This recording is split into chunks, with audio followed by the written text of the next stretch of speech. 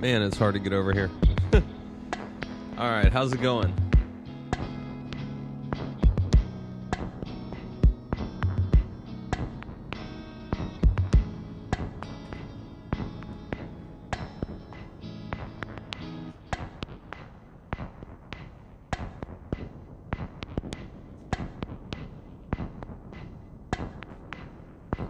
Today we're talking about music theory again, like normal.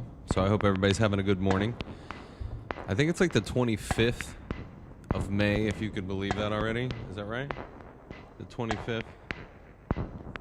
Oh my God, I don't even know. Probably is, yeah. I think it's the 25th. Memorial Day weekend. I'm going to teach some theory today, and I brought one of my books out.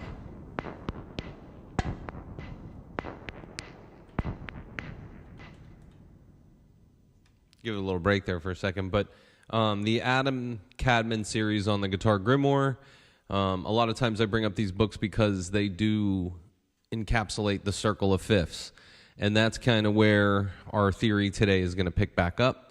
I've been showing everybody with a guitar lately because I wanted to kind of express how the theory I've been teaching transcends from Elektron boxes to guitar to bass to like pretty much everything, right? So when we're working on music, or I'm working on music, sometimes I show students different techniques, and the techniques that I share with everybody today are basically the ones that I use in all of my music.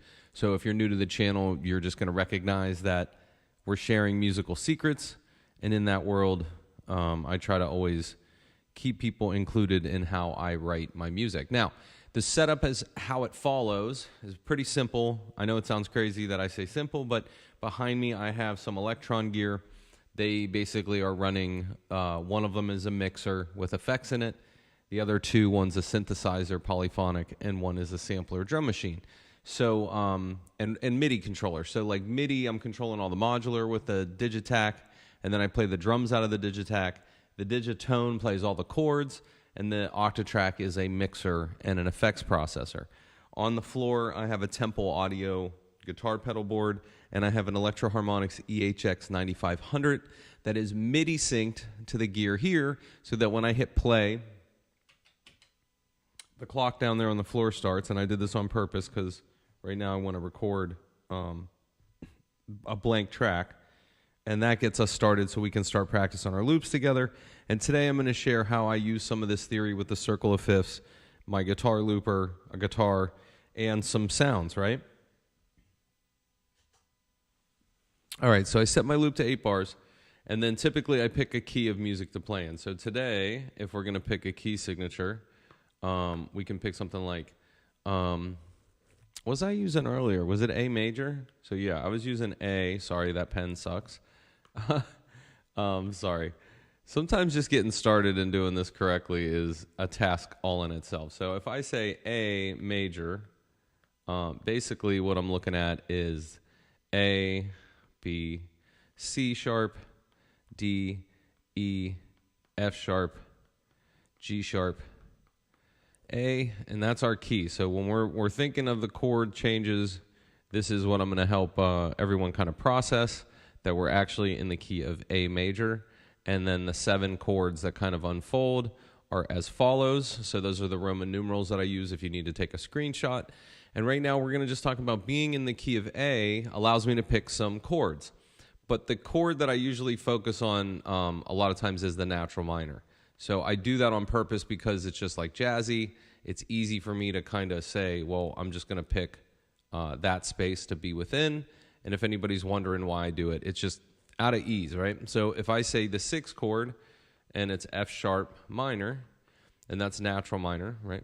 So, and if I say minor 7th, sometimes on the guitar, that's actually the chord that I'm playing. And so you know what I'm voicing. And voicing, when I say this, is like when I play the scale that runs through the chord that I'm about to play. So F minor is going to be where we start, and I may add a chord, so just so you guys know, sometimes I add things. Don't get worried, this will be easy. Oh, excuse me. And right now we're about 100 beats per minute, so I start a drum beat. The guitar pedal's actually running and it's ready to pick up a loop. And let me grab a guitar.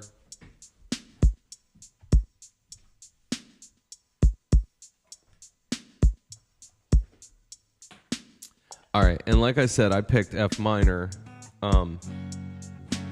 which is basically just like a super simple chord, right?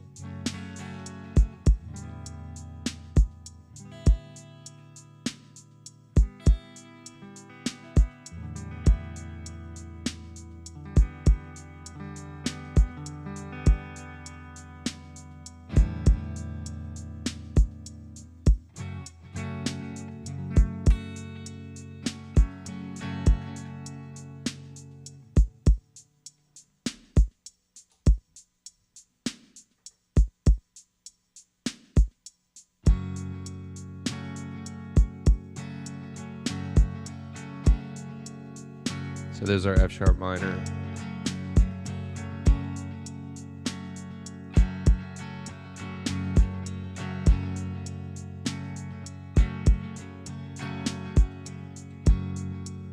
And there's the loop. So I set a loop down, right?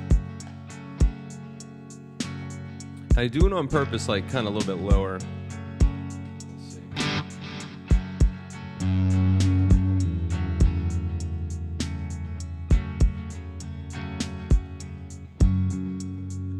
There's a root note.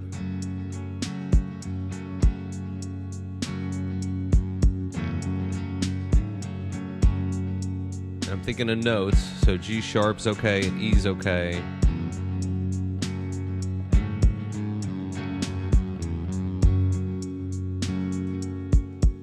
So I did chords, I did a root note, and every once in a while I played like one or two other notes.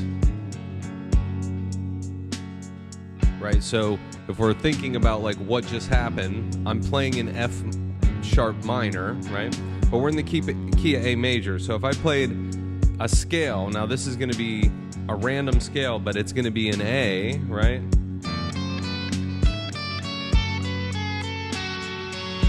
I think that's like Mixolydian. So sometimes, because I know if I play that, there's my 6, right? And I can mess around. Well, 6 is actually there, right? There's my root, right? So I kind of hang.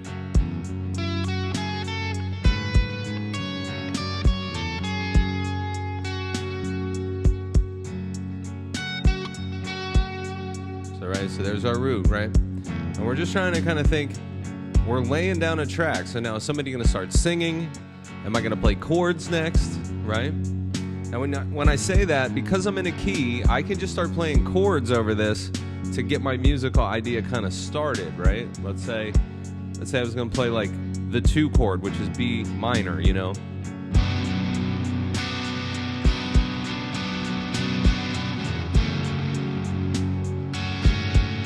And then C sharp minor, B minor, and that's basically like 12 bar blues but minor. Now I'm going to record that. It's coming around. Here we go. We're going to try it.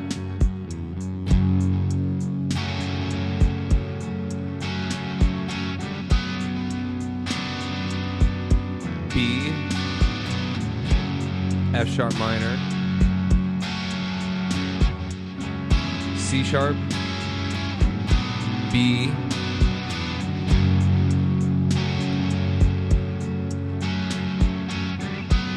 so now we got like a riff going.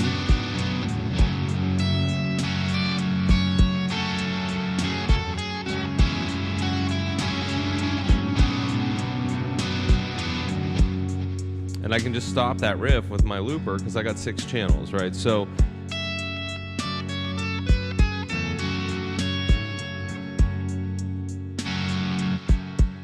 you can kind of joke around. It's like a DJ mixer, right? Okay, so you're sorry.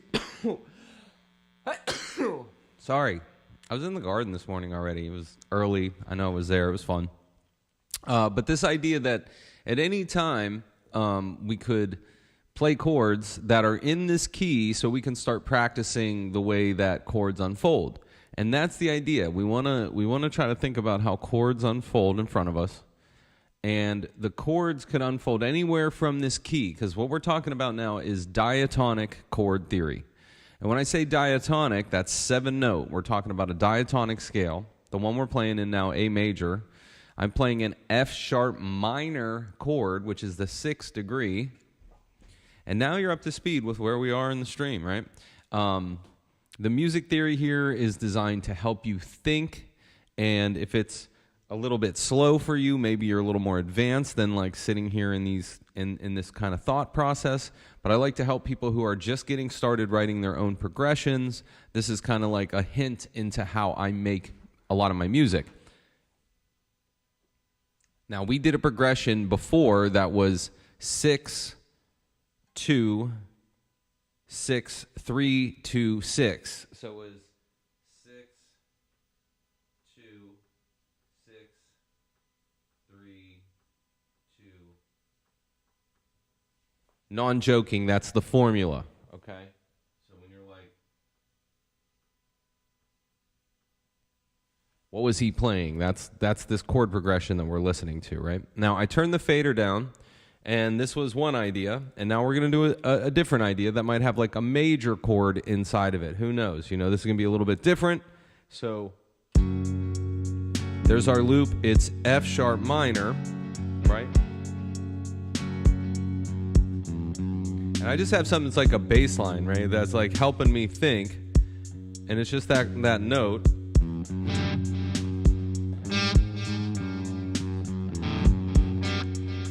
So now if I was thinking like even something like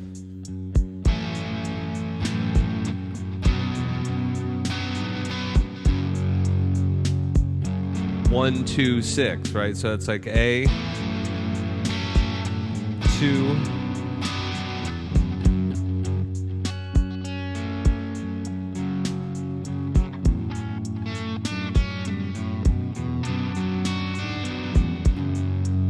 kind of crazy how this all starts to kind of work, okay? Because sonically, if you're in key with the music you're playing, right, then a lot of times what you're doing is going to sound like it works together, and that's why I'm teaching you this course. This music theory course is more like the consonants of sound, not dissonance, consonants. We're trying to pull together notes in the diatonic scale that sound good together, and chords that sound good when we play them, okay? This idea that the chords, the way they sound, their tonality, and the fact that they are in key, if this is all new to you, well, then you're in the perfect place. You're learning where musicians kind of play around with this chord theory, and we play and we shift chords around to our liking until we find a chord progression that we think is really cool, right? So let's say on track 5 now, 2, 3, and 2, 2, 3, and 3, 2, 3, and 4, 2, 3, and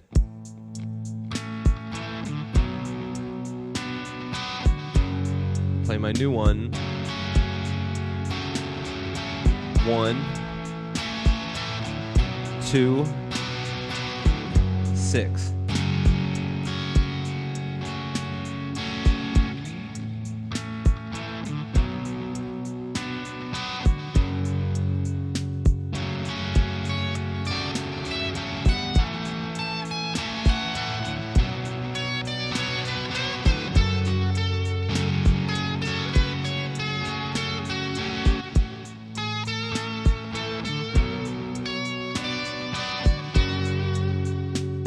Go. You know, you're going to play the notes 1,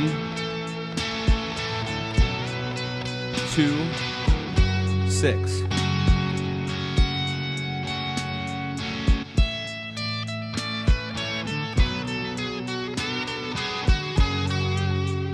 And that's just the 6th scale, right? We can also play pentatonic.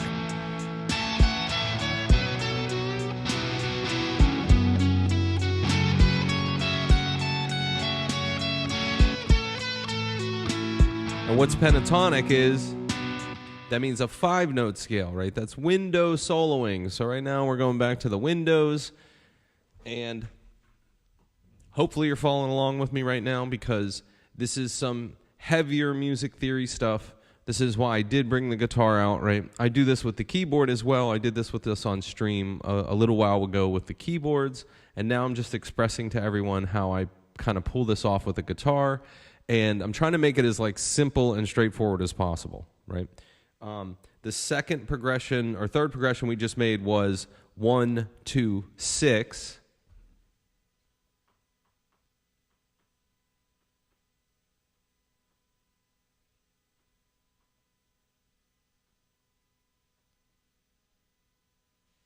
And now you're seeing how progressions kind of unfold as we practice music. Now, if you're with your band, you could be practicing this stuff. So if you want to take these notes with you to band practice, if you're with a solo act or you're a singer-songwriter and you just don't know where to go with your writing and you feel like you're stuck, this could be somewhere where you're like, oh my God, Joseph showed me this way to put my chords together.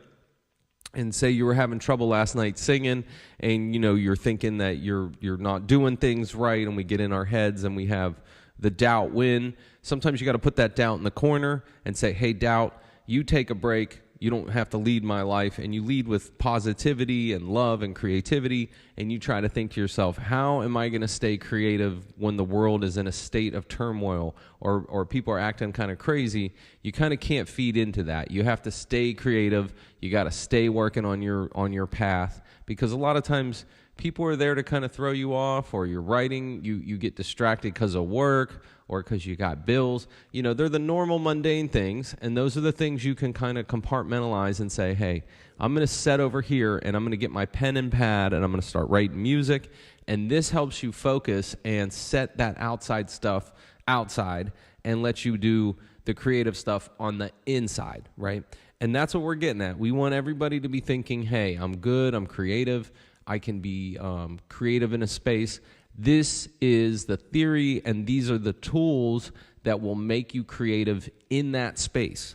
All right? So I can't promise you much about anything else in life. I can't control how anybody else feels. But what I can control is how your music has tonality and connects together, right? That's what I can control with you. In this space, we can say, hey, we're going to take music and we're going to connect the dots, okay? And we're connecting the dots with the circle of fifths, right? The circle of fifths is how we connect these dots. Now, I'm in the key of A major. Like I said before, we were focusing on the 6th chord, and then I just did a 1, 2, 6 progression, right? And now we're going to do one more progression for me to wrap up this whole session so we can just hear like one more idea, right? Now, I don't know what I'm going to do. I'm going to practice a little bit. And this is why I like my looper, because I do have 6 channels. So I can sit here and play with a couple ideas. The first idea.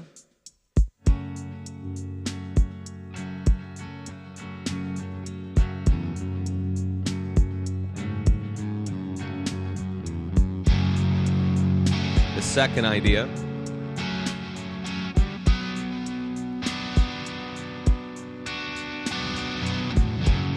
Right? And this is what we do in the studio. We try stuff.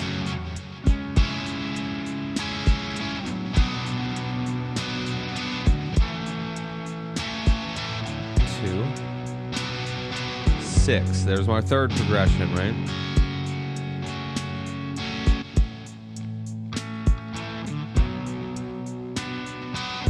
Six, right? Okay, now, the most popular progression in the world, and this isn't a joke, and I was studying this just because, like, to the point of studying, right? And it's going to be like, it's a 1, I think it's a 1, it's a 5, or is it a 4? Let's see. We're going to try.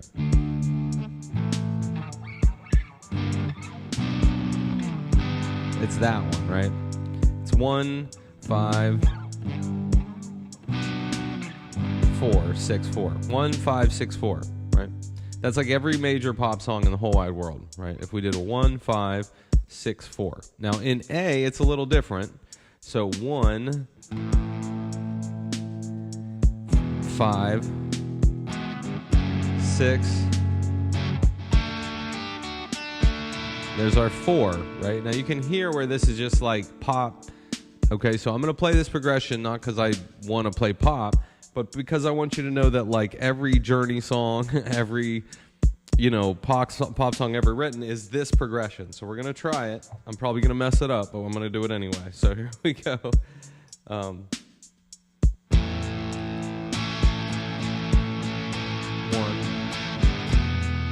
5, 6,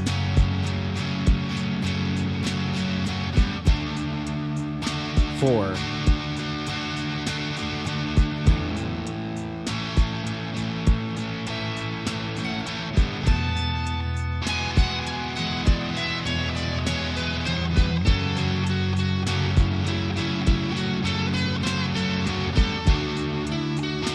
And your pentatonic window, here it is.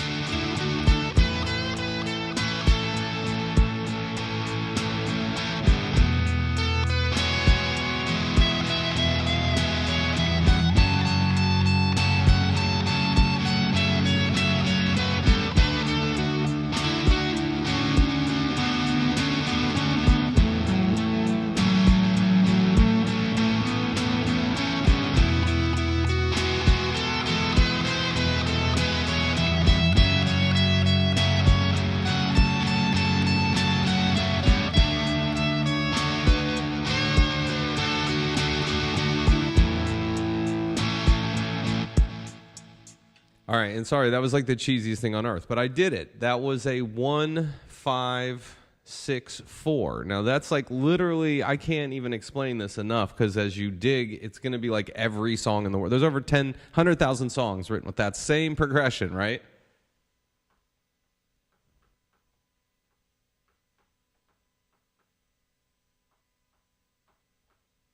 And the more you practice, what you got to do is you got to hurt your hand. With a guitar, it's like, okay, you got to play till your hand hurts. The piano, you got to figure out the Rubik's Cube that is the puzzle and like how to put your fingers down without being confused every second of your life. This isn't like a joke. What musicians study are these forms, and these forms are chords. And the easier it is for you to play a chord, the easier it is for you to try different ideas, okay? And I'm not saying there's like a better one, a right one, a wrong one. I'm just saying there are ways that you can feel happy, you can feel sad, you can feel melancholy, you can feel, and this is through the language of the chords. So you figuring out what chord makes you feel like what feeling is kind of up to you. And if you go online and you look up in the AI world now, chord, feeling, meaning, in a way, they will tell you what musical chords and feelings coincide. Because like a 6 scale degree chord feels different than like a 4 scale degree, and it makes us emotionally think a different way when someone plays a chord. Now, if you attach a word to the chord as well, then there is like a larger lock to the audience and how they feel, because now you're conveying that with the chord and a message, and all of a sudden now it's a recipe for a revolution in your brain. No, I'm kidding. It's a recipe for you to write something that has your feelings strongly connected to it. So I would say for however you want to take this channel and however you want to take this theory, hopefully you're going to use it to write music and make yourself feel better. That is definitely my aim, is like, how do I empower students and people who play to be better at writing music? That is always like my aim when I teach. And when I started working on this channel, I was like, how can I show people the techniques that I actually use when I write a lot of my songs, or I help other bands write songs, or I help other groups put their musical ideas together. This is definitely the root of what I try to convey, I would say, musically. And I would say to anybody out there who's having trouble, you can look up circle of fifths. You could go in GarageBand, and GarageBand, actually, if you pick a key, has all the chords in that key lined up for you, so you could stay focused and go, well, Joey taught me this, so this is how I'm going to do it. That is definitely my aim with this channel, I would say, is to get you out of the murky woods of why am I bored with music and I feel like I can't try new things. Now, this is a glimpse in how to write. There are far deeper things I've taught. I've taught modal interchange. I've told people to go into the Kush chord if you just YouTube Kush chords, I think you'll find the best. Adam teaches a lesson that is like mind bending. And if you haven't done that lesson, I think that's a big one too. That helps you break the boundaries of what the circle of fifth entails if you're going to stay diatonic and not leave the key. Some of us have trouble breaking those rules, and there are lessons that break those rules as well. Right now, I want to solidify the rules for you so that like you can see yourself progress, and I think that's what I'm really, my aim with this stream is to help you figure out musically where you're going with a key signature. And when I say that diatonically, I mean with the circle of fifths. I hope everybody's having a good weekend. I know this was a deeper lesson today, and I hope this hit everybody pretty well. I hope this lesson finds you well, and I hope the universe finds you well in your musical exploration. So thanks for tuning in. I'm going to play a cheesy song for us out.